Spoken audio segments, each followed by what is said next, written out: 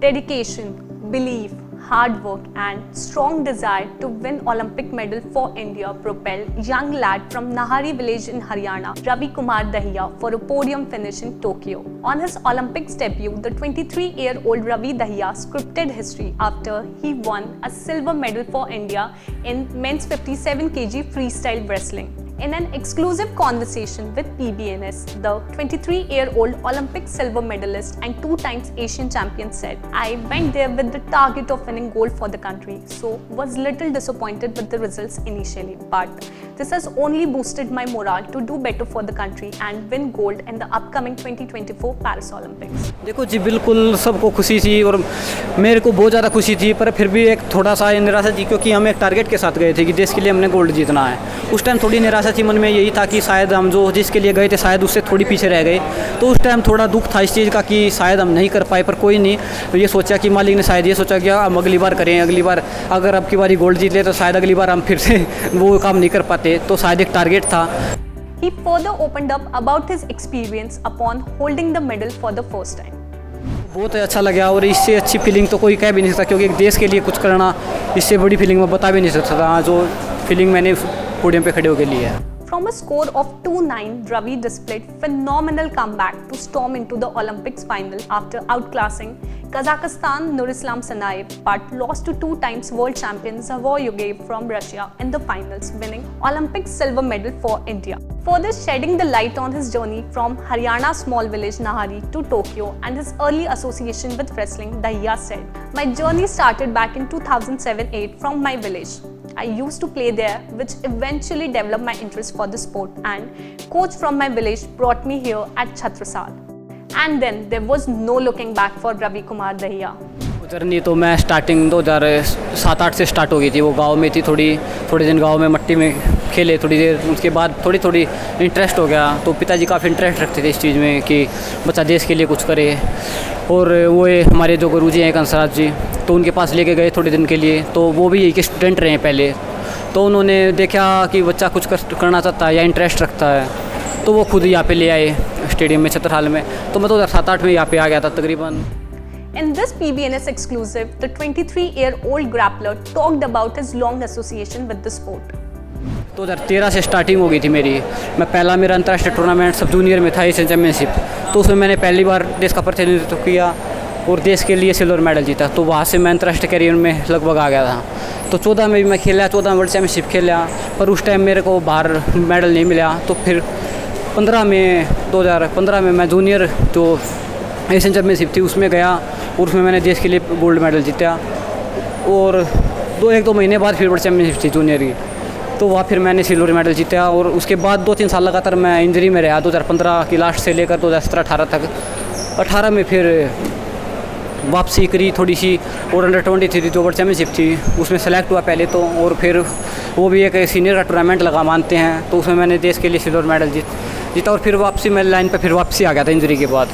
और 2019 में मैंने 2 सितंबर में जो वर्ल्ड चैम्पियनशिप थी उसके लिए पहले तो ट्रायल में फर्स्ट हुआ है मैं। फिर उसके बाद जो वर्ल्ड चैम्पियनशिप थी मेरी पहली वर्ल्ड चैम्पियनशिप सीनियर लेवल पे, तो उसमें मैंने देश के लिए कांस्य पदक जीता और वहाँ से मैंने ओलंपिक के लिए कोटा हासिल कर लिया।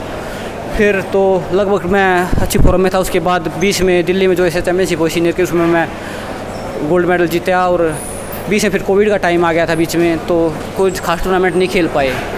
उसके बाद लास्ट में मैं खेला 20 में में वर्ल्ड कप खेला मैं, उसमें मैं पहली बाउट लूज हो गया था एक रेसलर से, तो फिर उससे काफ़ी सीखने को मिला। और 21 में फिर मैं वापसी एक सीनियर एशिया चैम्पियनशिप खेला, उसमें देश के लिए मैंने फिर से गोल्ड मेडल जीता। और फिर लगातार इसके बाद 1-2 टूर्नामेंट और बीच में खेला, और फिर टोक्यो ओलंपिक गेम्स आ गए थे, तो टोक्यो में फिर मैंने देश के लिए सिल्वर मेडल जीता। Ravi Dahiya gives credit to his coaches and friends for constantly motivating him to keep up with his practice during the COVID times. He further added, "I didn't stop practicing for a while, even during COVID. All necessary precautions were followed by us.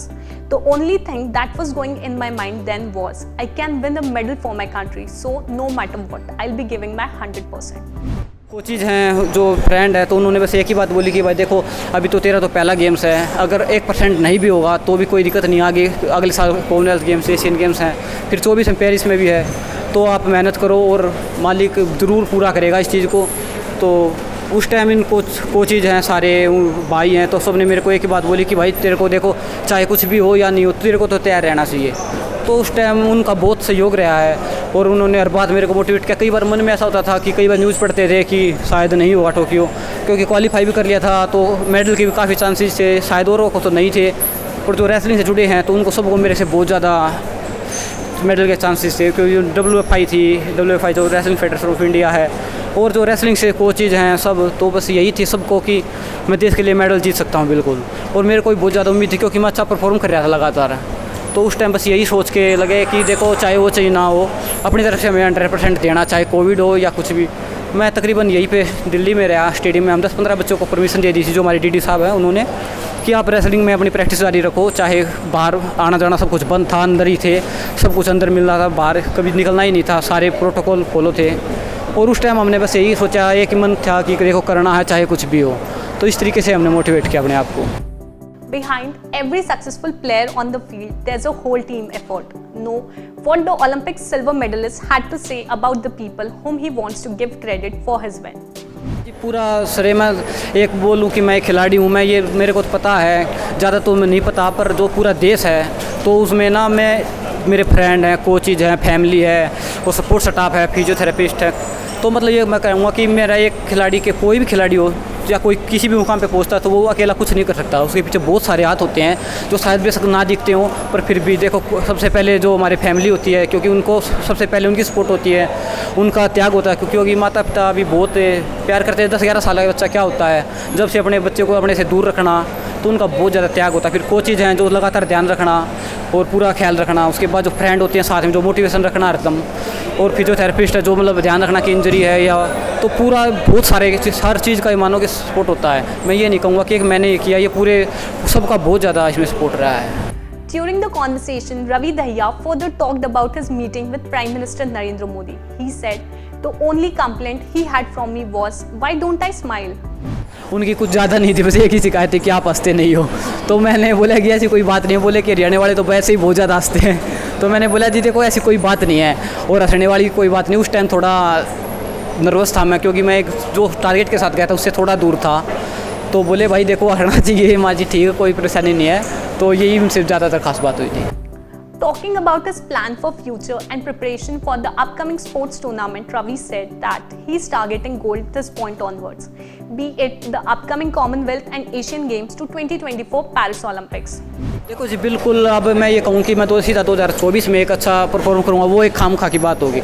मैं ये कहूँगा कि लगातार हम अच्छा करते रहेंगे, क्योंकि एक रेसलिंग ऐसा गेम है कि आप जितना टूर्नामेंट खेलोगे उतने आप में इम्प्रूवमेंट होगी। मैं वर्ल्ड चैम्पियनशिप से पीछे हट गया, क्योंकि देखो अभी तैयारी नहीं थी, क्योंकि इतना बड़ा टूर्नामेंट खेल के आए थे और एक इतना फोकस के साथ थे कि देश के लिए कुछ अच्छा करना। तो 2-3 महीने से बाहर था, उसके पहले भी घर पे तो जाना कोई दूर की बात थी। तो मैं थोड़ा रिलैक्स होना चाहता था और फिर मैं ये चाहूँगा कि अगले साल से फिर से मैं अच्छी तरह से स्टार्ट कर दूँ। अगले साल जो कॉमनवेल्थ गेम्स हैं, एशियन गेम्स हैं, उनमें पहले देश के लिए गोल्ड जीतना, फिर 23 में वर्ल्ड चैम्पियन बनना और फिर 2024 में देश के लिए गोल्ड मेडल जीतना। Dahiya further heaped praises on Indian para-athletes contingent for their spectacular performance at the Tokyo 2020 Paralympic Games.